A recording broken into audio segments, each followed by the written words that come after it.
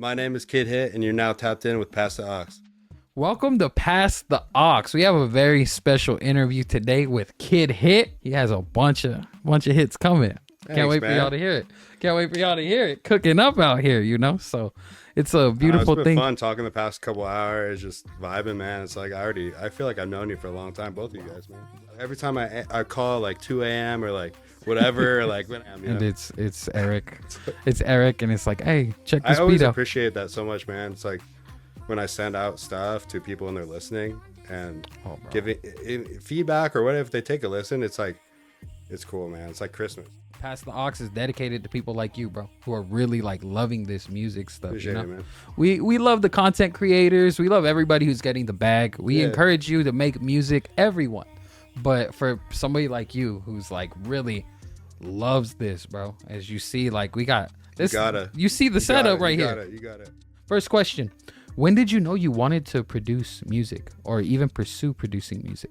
It's so funny because there's so many memes about this on producer pages, but like used to just be like pencil, you know, like tapping and stuff. But I used to be like flow into the balance of music with kind of like my head and my neck and just kind of like in my hands.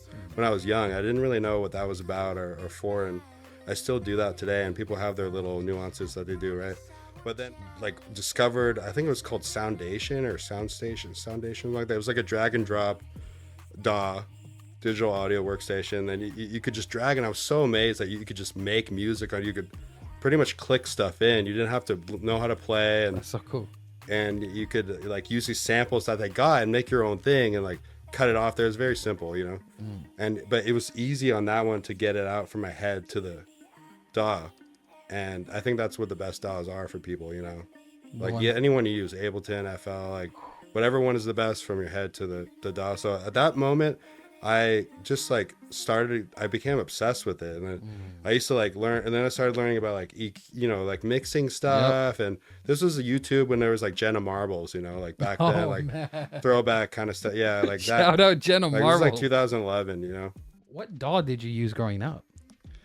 I've always been a FL head. Yes, sir. FL, baby, dude. Shout out FL. FL, baby, dude. You know that's controversial. I know, it's super controversial. Yeah, I know. You know, I use FL though for production, and it's very dry. Right. It's very dry on the production and the sound when you export it. And then I use Logic if I do vocals. Like you kind of want the dry for.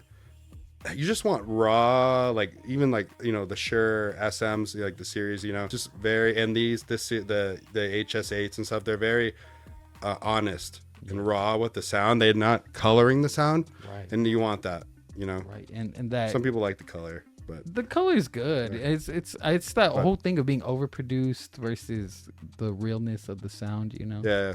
Like it's the battle we have with it. Yeah. And I prefer the grittiness personally. Yeah, no, you want the grittiness, and I've learned like so much. I've been lately into the grittiness on like the low end of things, man, like the 808s and stuff. And if you really get into distortion and the grit, that's great. What's the longest you ever spent on one snare or one hi-hat? That's a good question too. I really don't know, but I think I joke about the hour. I probably spent more. Yeah, like probably a little over an hour. Trying different things, different EQs or balancing it out, rolling off some of the snare and then bouncing it out, and then seeing if that's different from just rolling it off twice with two different EQs or something pause, like weird you go stuff to like the that. restroom real quick, and then you come back, and now it sounds bad, and you need to EQ it again. Or the even crazier one was where the plug-in is bypassed, and you think something's changing, but it's bypassed, nothing's changing, but you're just like no notices that no one's gonna notice, but at 3 a.m. you're just like tweaking the tiniest knob in the corner. Now I'm quite the opposite. It's like I'll listen to it in the morning. That's kind of a test I have, and just like see how I feel about it in the morning. There's different things for different parts of the session. That's what I'll say, you know, bro. And I know all the producers at home can like feel you on that, bro. Like the obsession that comes with getting it all correctly and getting the sounds, obsessing over things that normal people probably aren't even gonna hear. Yeah, I know, exactly. And that's the really like in mixing is very tedious. Yeah. And that's the mixing part of it.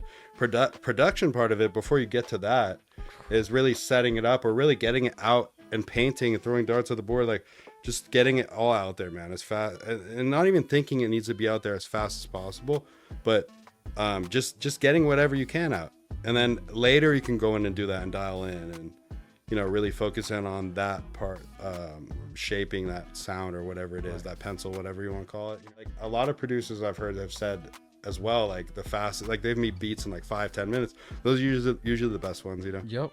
So yep. The ones that just come out fluidly. Yeah, it's kind of funny how that is. Like it's so easy, and that's a lot of things in life, you know. Next question: what is the greatest beat you've ever heard? What beat that's it could be your own, it could be apart from your own. What's the greatest beat you've ever heard? Yeah. Oh yeah, totally my own. Yeah. I don't have a favorite song or a favorite record. It's like I like it's changing a lot. I never had like a favorite though. I have favorites. I really like the beat and the song. I think I mentioned this to you before. Paul Simon, Diamonds on the Soles of His Shoes. Sir. More modern though, I really like No Phony Love. Hit Boy. Those are I've been vibing on those lately. Those are two different ones, but Paul Simon to Hit Boy. This is why we do Pass the Aux. Some people only listen to Drake their whole life. Some people only listen to who's a great rapper. They only listen to Biggie, and that's all they listen to.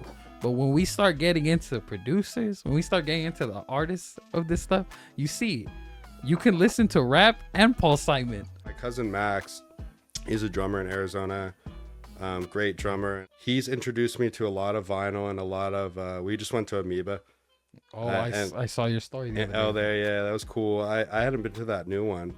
That was cool just to be around like-minded people, all kinds of people in there, man. It was beautiful. If you don't know what Amoeba is, I'm sorry for you. You grew up you're in a way worse time for music if you don't know what. But they can still get there though. Please go visit the few Amoebas in the world. Or any vinyl shop, you'll find magic in these places. You know, if you like music and like discovering new stuff. But Max, look, he has collected a lot of vinyl. He's gone into CDs now. I see a lot of people getting into CDs now. It's kind of funny. Like that's the wave, and like.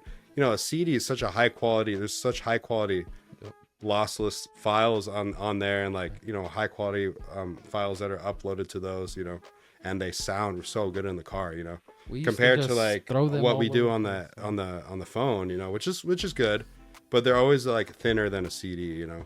We used to disrespect CDs so much, man. I know, we used to just chuck them. Things are all like in the corner, like smashed, and you know. But they're coming back. It's so funny how it just comes back, and like people are like, the whole half of Amoeba is CDs. History rhymes. And they got like all the Walkmans and all the stuff like that, you know, like it's cool. All that stuff. I can't wait to see Walkman. I can't wait for one of my nephews to ask me for a Walkman. That's not CD, but they have the CD Walkmans. But yeah, that's what I had growing up. I had the Walkman with the CD in it. Yeah. Where if you tapped it too much, it's gonna skip. You can't even hear it. Yeah, you can't. Which is part of the vibe, you know. Oh, it's beautiful. But it was such a beautiful. Yeah, you have to keep it like nice and balanced so it doesn't skip. You're the first producer we have on here, bro. Cool, man. So I'm very honored to have you, bro. You're the first producer. We interviewed the last time. I'm honored you came through, man. Bro. It's good to have both of you guys, man. Bro, we ain't done, but bro, of course, I'm very honored to have. Just getting started. Somebody as dope as you on here, man. Cool, man. I appreciate that. How often do you get the itch to make something new? Interesting question, because it comes in waves for me. Everyone's different, but make something new. I think in general a lot, but a lot in certain moments. Like I'll go through like kind of just not in that vibe, you know, for a while, and that mindset, but for music, and then I'll come in and make like 10, 15 beats, you know, 20 beats in like a short amount of time, and then I'll kind of leave it alone for a while and come in and out again. And sometimes those in and outs will be closer together. But as far as like making stuff and creating stuff, all the time, paint or whatever that means, you know, like I saw that, you know, I was trying to make those little I saw at the beach someone, you know, they stack the rocks and they make art, and like I thought that was so cool with the balance, you know, and all that stuff. And I was like, I could only get like 3-4 rocks, you know, on the side, like you'll see like big old stacks up there. But that was cool. And I was like trying to just ask them how, like, what's their approach to that, and just stuff like that. You know, because it's just interesting, man. It's just like, you know. I think with like writer's block, I'm trying to help people understand that writer's block isn't like, it's not an issue. And it's an issue if you're in a time constraint, you're in album mode and you have writer's block. there's times where it's bad. Like it can get in the way. But writer's block probably just means, for the people who write music, make lyrics, probably just means you don't have anything to say. You know, like it's not there for you, and you can't force that stuff. It's just it's not time for you to write, because like you said, it comes in waves. For me personally, I get the best senses of inspiration right when I'm in the mode of like the deepest sleep possible. Yeah. Like right when I'm comfy and finally about to fall asleep, that's usually where my best writing comes from. Like I'm right on the verge of knocking out, and all of a sudden I'll have all these ideas. All of a sudden the song that I'm thinking of mixing is like, oh, I need to wake up real quick. Like it'll get you out of bed, you know? So like when you really have that artistry in you, it gets you out of bed, bro. It starts the day for you. Yeah, it really gets you going. That's kind of funny, because that's like, I've heard that before, like right before bed it starts running up your mind, like, and it's just like when you're trying it, it's like the opposite happens, right?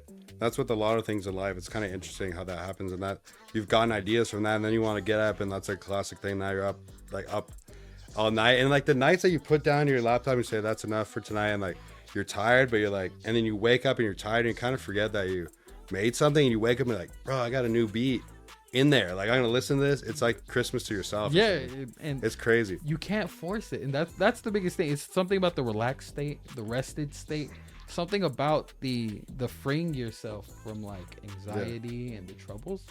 It turns on the artistry. It gets you in the place that you needed to be the whole time. And so that's why nobody should force it, man. That's why I ask about your inspiration and how it comes, because it's so important for artists to learn how to navigate that. Like it's okay if you don't have a beat to make. You probably need to go mix something. It is okay. Yeah, it is okay. It's very okay. And it's like, just let it rest and let it come, even if it doesn't for months or a while.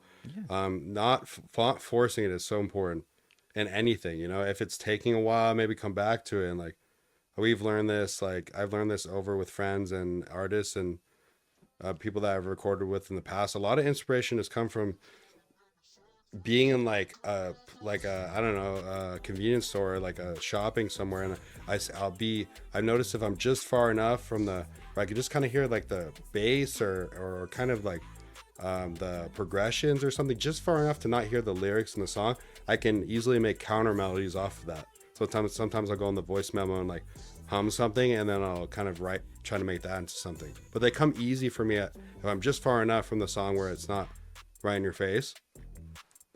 For some reason, I can make stuff off of that. That's incredible, bro.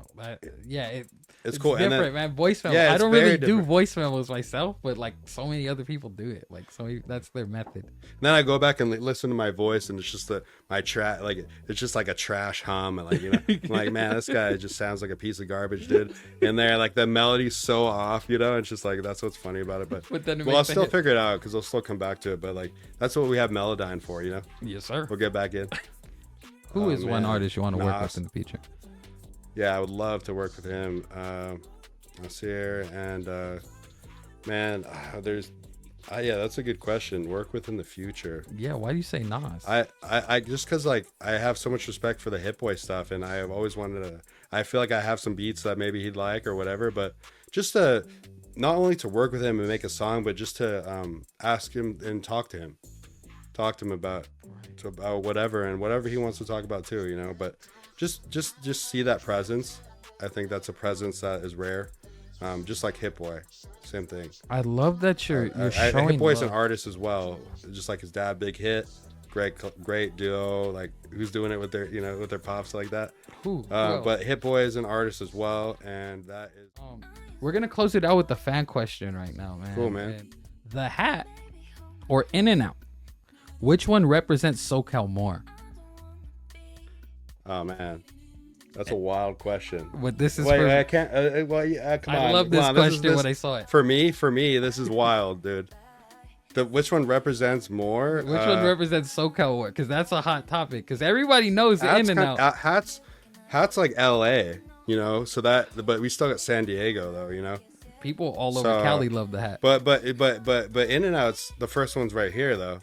In Park, right? So that's LA too. Trying to shout out dude, I don't know which one was here first actually. I think Baldwin Park's In-N-Out is older. However, when people are from here, I know the difference between people who've heard of popular stuff from Cali and people are from here. People who are from here, shout out the hat.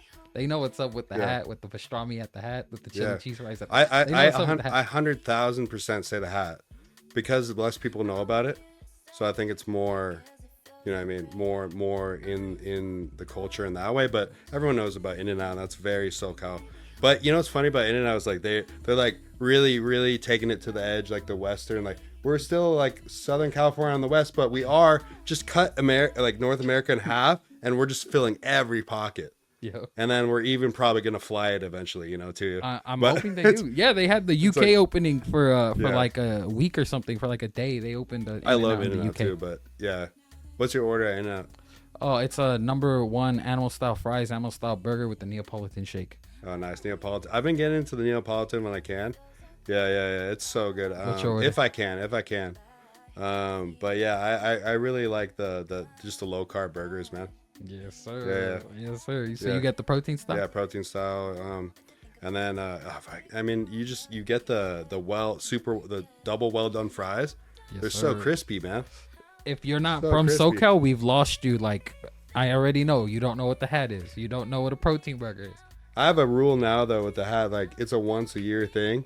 I understand. It's like I taxed mine earlier this year, but like it's I do pastrami fries, double pastrami, chili cheese fries. Yes, sir. That's it. That's the one. That's the one. The pastrami at the hat is the one. To the face. Yes, sir. Yeah, get some mustard, ketchup on there. It doesn't matter. But I don't even like mustard like that. But mustard on. Not a mustard guy. But on pastrami. On pastrami. Yes. Oh yeah. I turn into a mustard. You can throw it on anything. I mean, anything there, like the dogs, the pastrami dogs. Underrated. Their hot dogs at the hat. Underrated, super underrated. Maybe they'll get shining like next year or something. But like, I'm just like, you walk in that place and it's like the smell is fucking incredible, dude. It's like you want like that in your car, you know? Yes. So like, you know what's up. That's why I had to ask that question, because anyone could say, "Oh yeah, In-N-Out, SoCal." But it's weird how it's become such a popular thing now. Yeah. And a lot of people think they know the taste of SoCal because of In-N-Out. But I feel like the hat natives know about. If you're from here, my family's from LA. We grew up on the hat, you know. So like the hat, if you tell me your order from the hat, you're from SoCal. You know, yeah. If you're getting ready for barrel season, start going to the hat, you know what I mean? Yo, get your carbs up at the hat. Yeah, dude. But Kid Hit, man, I want to thank you for coming on here with me, man. For sitting down with us. That's the episode right there. Please look out for Kid Hit, man. We about to come with some hits. Man. We're about to get some stuff out here. Thank you for joining us on Pass the Aux. You guys have a great day. Clap it up.